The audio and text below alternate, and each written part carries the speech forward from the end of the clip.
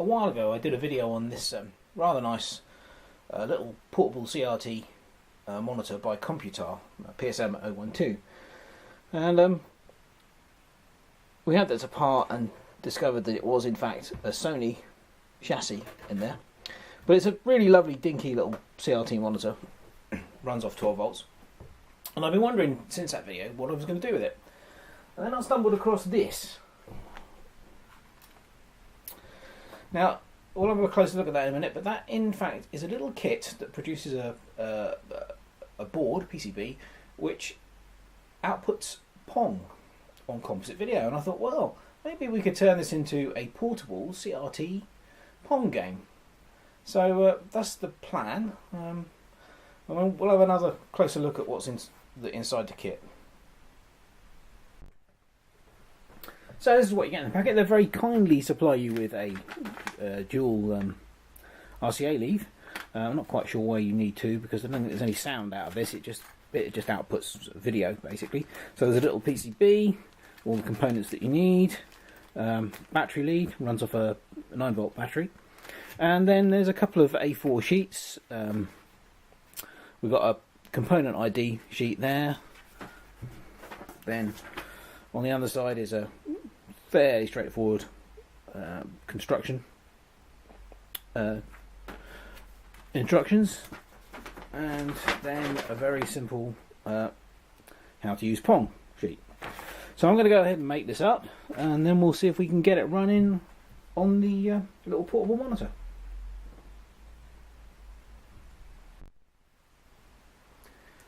Well, I'm going to have a go at filming the actual construction piece. I've never done this before, so I don't know how well this is going to come out, but we're going to give it a go. And also, I've got my meter here just to check that I've identified the components correctly.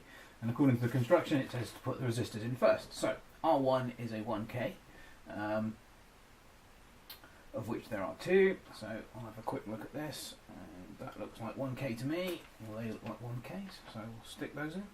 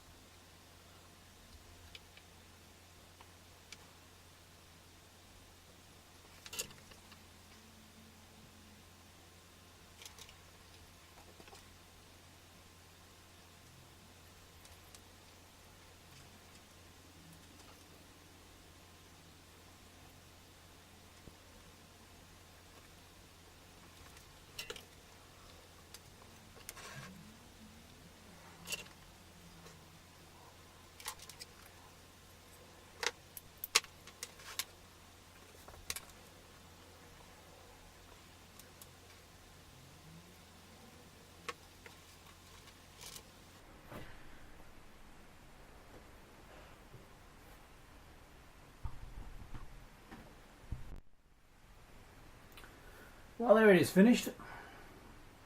What I didn't mention before is that this sort of kit came from Mad Lab, and I'll put a link in the description to their website. They do all sorts of little electronic kits.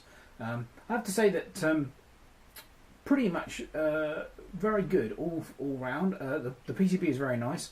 There's a couple of little things. I've actually changed the socket that was provided for a turn pin socket because they're actually just much nicer, and I happen to have some. And also a little bit of a query: the two electrolytic capacitors, these two here, according to the component identification, they should be 47 microfarad electrolytics, and they're actually 10 microfarad electrolytics. Now I don't know whether that's a misprint on the component sheet or they have actually supplied the wrong capacitors. So I've fitted them, and we will see whether it works or not. And if they need to be changed, then well, that's no problem. I don't think it'll do it any harm, but we can change those at a later date.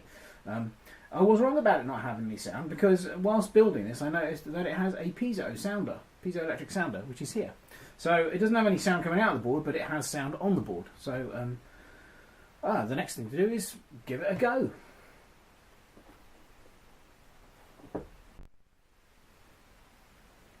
Okay, well here it is. Got it lashed up into the monitor. I've already tried it, and it does actually work, so I'll just connect the battery. Turn the monitor on.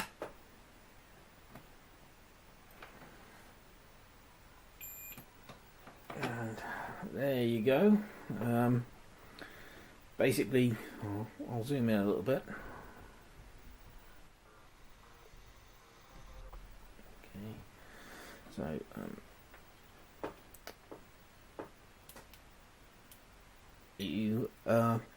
basically you control the left-hand bat, so I can move the left-hand bat up and down like that, and the computer controls the right-hand bat. Now the harder I press the buttons, or the longer I hold the button down, the faster my bat will move, basically.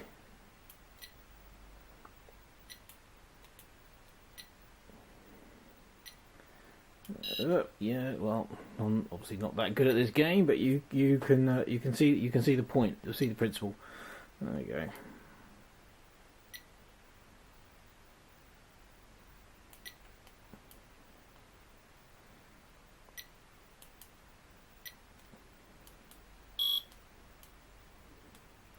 go. Basically, the game continues until the first person reaches 9 or 10 points, I think, and then it finishes. What I'll do is I'll zoom in on the screen a bit so you can see it a bit better.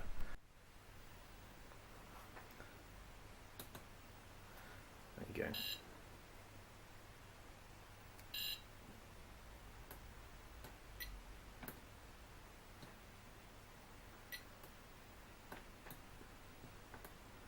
It actually works very well. I'm hoping the camera can pick up the screen. But it works very well. Basically, all the code is contained on that little PIC chip that is the single IC that's on the board, and yeah, seems to work very well indeed. I think what I'll need to do is get a little box so that I can mount the board in, and probably we'll put an external power switch and take the two buttons which control the paddle out to suit two extra push buttons. So hopefully I'll have that done in the not too distant future, and I'll either tag it onto the end of this video or I'll do a follow-up video. As I said, this is Mad Labs this comes from, and I'll put a link to their website in the description. So thanks for watching, and I hope you found it interesting.